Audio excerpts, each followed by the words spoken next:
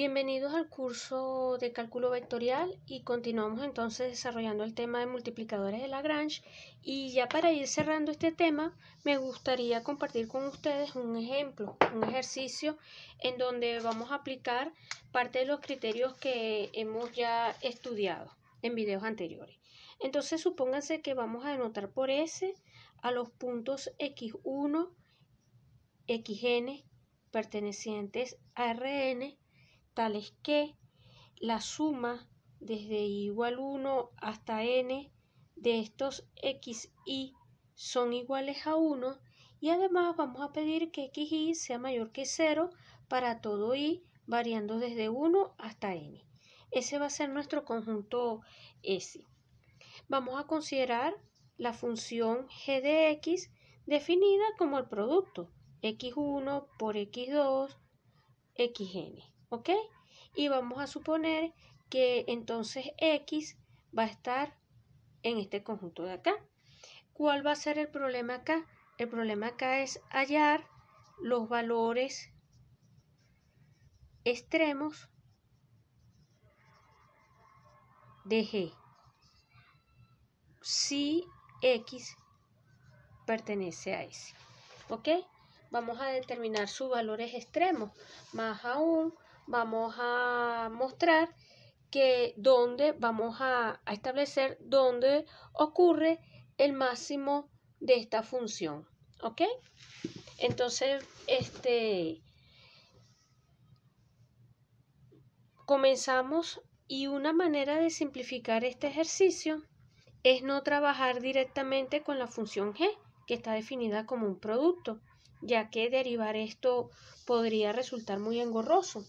Entonces, se considera, en lugar de la función g, sea la función logaritmo neperiano de g de x, que en este caso no va a ser otra cosa que la suma desde i igual 1 hasta n de logaritmo neperiano de los x sub i, ¿ok? Por las propiedades de los logaritmos. Y tenemos que los puntos críticos de esta función, ¿verdad?, son los puntos críticos de la función g, porque aquí vamos a tener que el logaritmo es una función creciente. O sea que el análisis de ver los extremos relativos a la función g pasan por el análisis de esta función, que va a ser más simple de derivar. Entonces, en este caso, fíjense lo siguiente.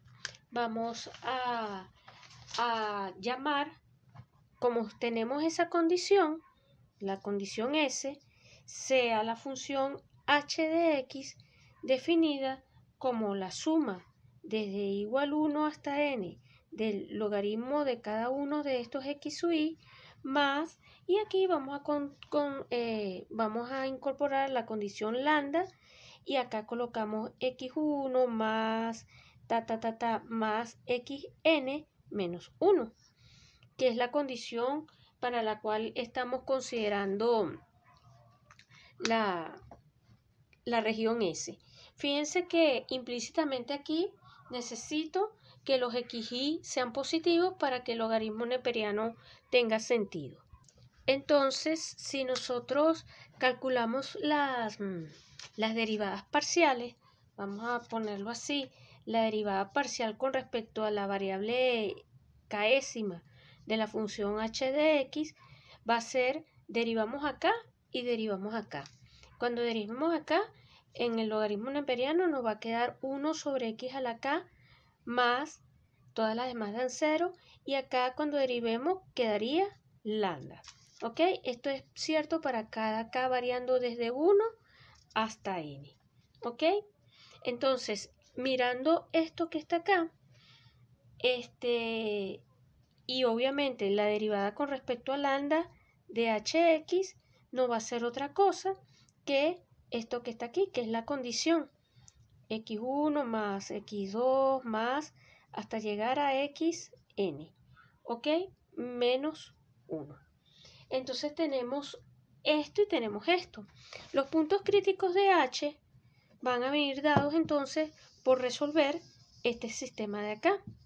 Puntos críticos de H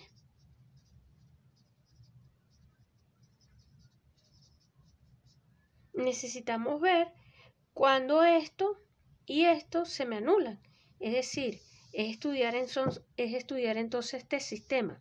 Derivadas k'ésimas de h de x igual a 0, para acá variando desde 1 hasta n, y la derivada de lambda de hx igual a 0.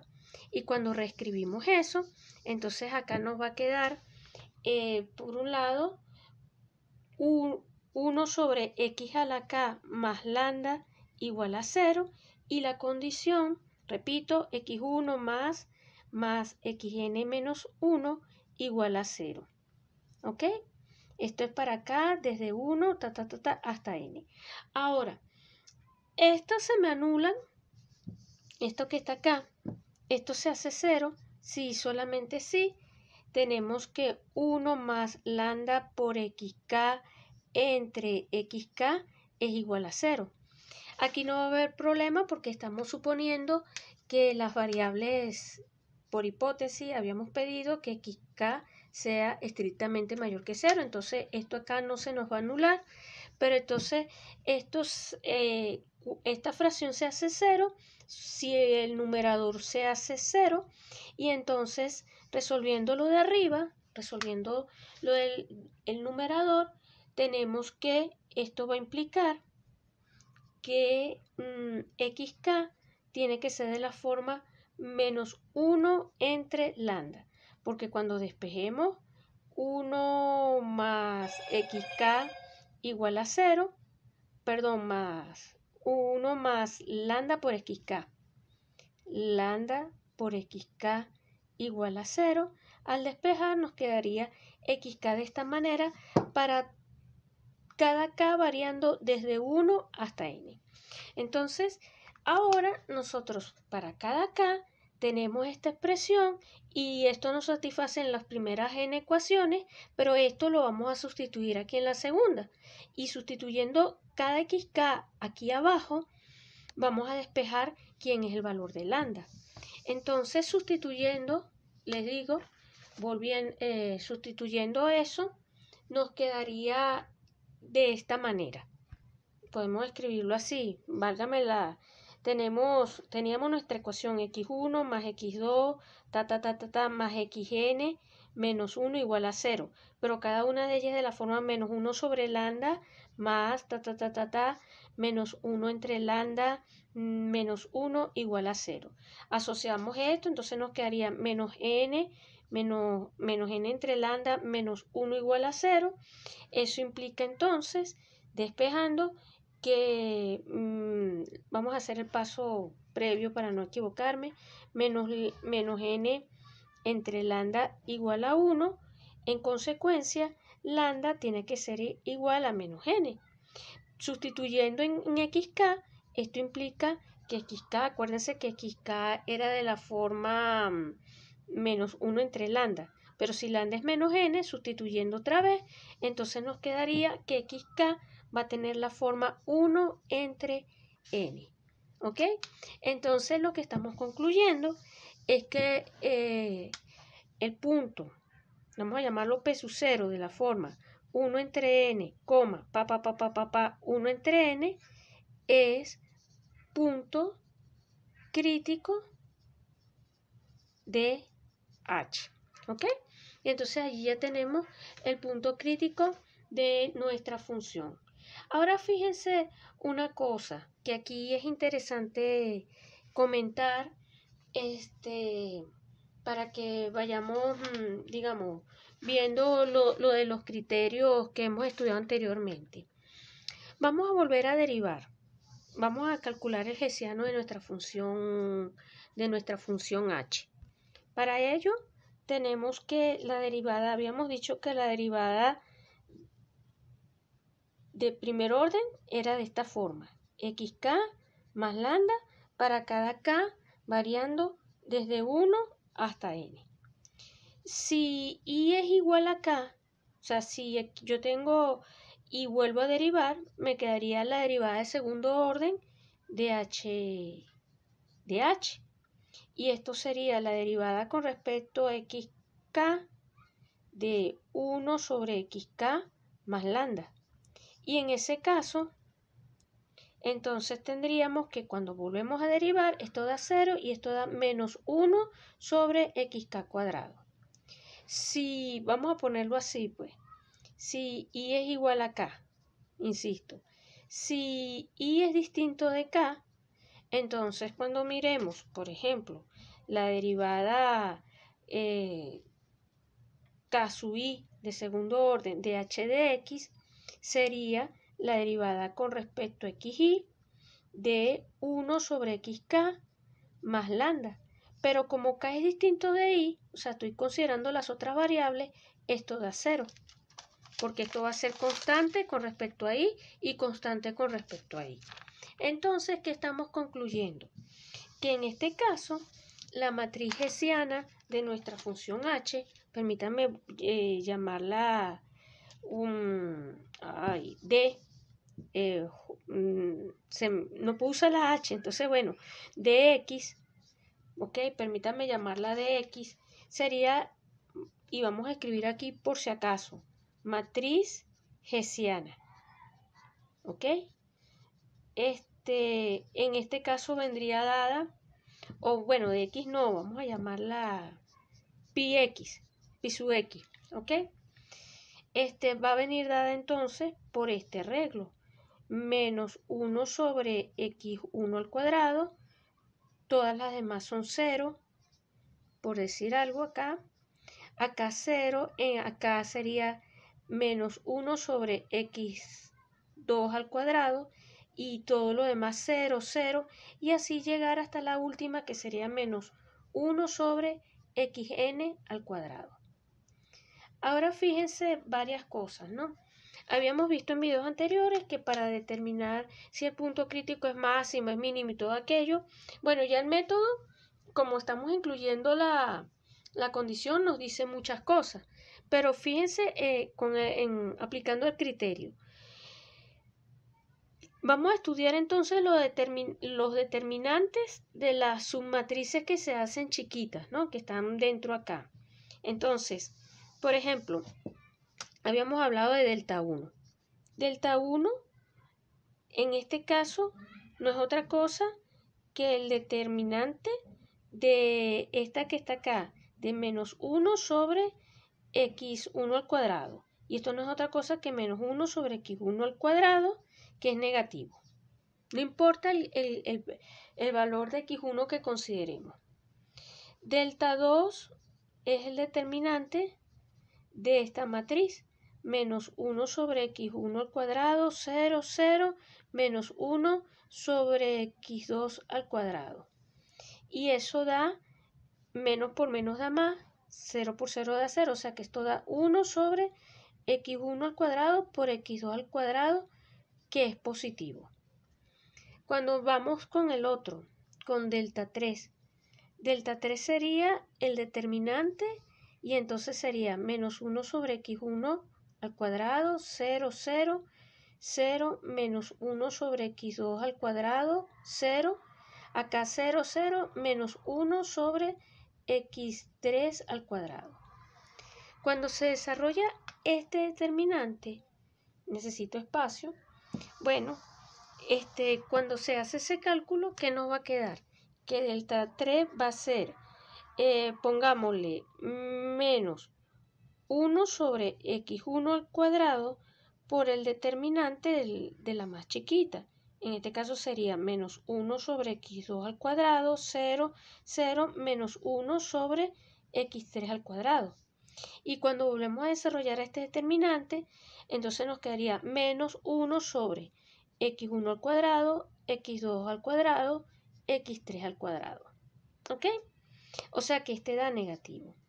¿Qué estamos? Y así pueden ustedes seguir trabajando con los otros determinantes. Pueden seguirlos calculando.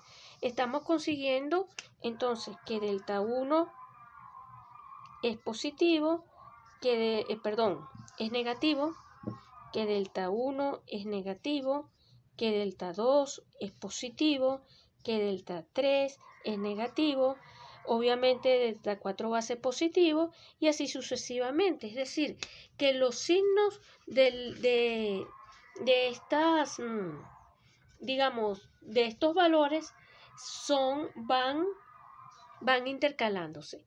¿Eso qué implica? Esto implica que en el punto, en este caso, 1 sobre n, 1 sobre n, hay un máximo local, ¿ok?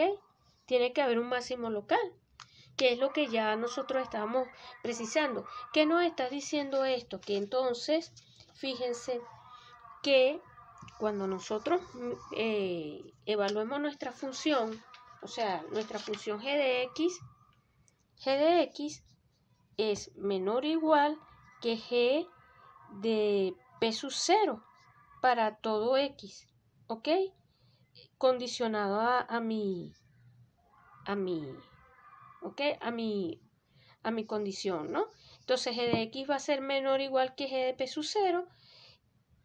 Vamos a un momentico, recuerden que g de x era x1 por x2, por xn. Y recuerden que entonces p sub 0 ahora era el punto 1 sobre n, 1 sobre n, ¿ok? Teníamos ese punto, esa coordenada. Al decir esto así, ¿qué estamos diciendo? Que, por lo tanto, si x1 más más xn es igual a 1, concluimos lo siguiente.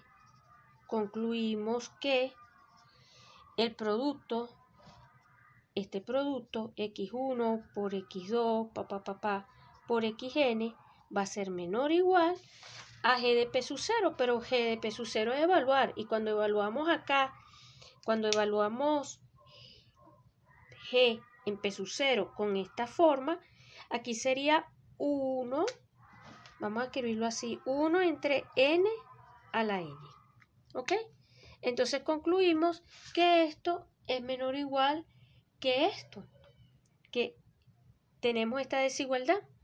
Pero si tenemos esta desigualdad, esto es lo mismo que decir, tomando raíz enésima, esto ocurre si, solamente si, x1 por x2 por xn a la 1 entre n es menor o igual que 1 entre n, ¿ok? Y obtenemos esta desigualdad, que es una desigualdad clásica. ¿Para qué sirve este tipo de desigualdades, por ejemplo? Bueno, esta desigualdad nos permite comparar lo que se conocen como medias geométricas y medias aritméticas. ¿Cómo? De la siguiente manera, fíjense. Si ahora, vamos a decirlo así, ahora sean a su 1, a su 2, a su 1, a su 2, a su 3, a su n, vamos a suponer que estos son valores reales positivos. ¿Ok? Vamos a suponer que son valores reales positivos, y sea alfa la suma de todos ellos. Alfa 1 más alfa 2, más alfa n. Obviamente, como todos ellos son positivos, el alfa también va a ser un valor positivo. Así, cuando nosotros consideremos a su 1 entre alfa más a su 2 entre alfa más a su n entre alfa, esto tiene que sumar 1. No importa quiénes sean a su 1 o a su n, lo importante es que sean positivos. Entonces, al promediarlos, dividirlos entre su suma, esto da 1. Aplicando lo que acabamos de demostrar, si escogemos, vamos a decirlo así, si escogemos o si denotamos x sub i de la forma a sub i entre alfa para cada i variando desde 1 hasta n, bueno, esto suma 1. x1 más x2 más xn suma 1. Y por lo anterior, nosotros podemos escribir lo siguiente. Por lo que acabamos de demostrar, por lo anterior, tenemos que el producto a su 1 entre alfa por a sus 2 entre alfa y así a su n entre alfa, todo esto tiene que ser menor o igual que 1 entre n a la n. Dicho de otra manera, cuando entonces despejemos esto, vamos a obtener que a su 1 por a su n tiene que ser menor o igual que alfa a la n entre n a la n. Y si tomamos raíz enésima, vamos a obtener que a su 1 por a su n a la raíz enésima, a la 1 entre n, tiene que ser menor o igual que, ¿quién es alfa? Alfa era a su 1 más a su n. Todo esto dividido entre n. Esto que está acá, estas expresiones dadas los valores a su 1 a su n, valores positivos y reales, esto que está acá se conoce como media geométrica. Media geométrica. Y esto que está acá, estas cantidades que están acá, se conocen como medias aritméticas. Medias geométricas y medias aritméticas. Entonces, lo que nos está diciendo este resultado, que era un problema de máximos y mínimos, de extremos, o sea, que era un problema de extremos relativos, es que, como aplicación o como colorario, es que las medias aritméticas están controladas o son menores o iguales que las medias geométricas. Bueno, y con esto terminamos este video.